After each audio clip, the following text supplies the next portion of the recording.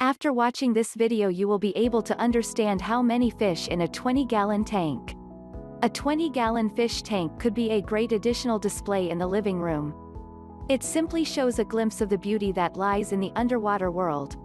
But a 20-gallon tank can be too little for the fish, especially those who have territorial problems. An overcrowded fish tank will create problems like a dirtier environment, territorial fights, and stress among the fish. Every fish deserves a place where they can properly breathe and swim freely, and creating too little ecosystem for them and being overpopulated.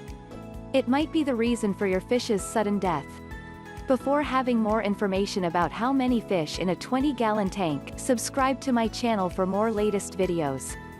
Top 5 fish that you can keep in a 20-gallon aquarium. Number 1. Dwarf Gourami. Dwarf gourami is the only fish that can get semi-aggressive at times, but most of the time, they can be a great companion to the other fish. If you put 2 dwarf gourami with the same sex in a tank, they will bully one another. Number 2. Guppies. Guppies are the peacemaker in every fish tank and have no problems at all when being stuck with another fish. They have the brightest scale and fortunately the smallest, so they won't get involved themselves in a fish fight. Number 3. Otocinclus. Otocinclus is also called as the shoaling fish. Although they are small in size, they are big, eating of algae and other microorganisms found in the tank. They also look like plecos because of some similarities to their character. The only difference that they have with plecos is a dozen Otocinclus can stay in a 20-gallon aquarium. Number 4. Mollies. Molly fish have many varieties, but for the best aquarium fish to keep is the black molly. Molly fish don't lay eggs when giving birth to their offspring. That means, one day, you may wake up one morning for additional fish around your tank. Number 5. Swordtails. Swordtails are different from a swordfish. One of the most territorial fish is the swordfish.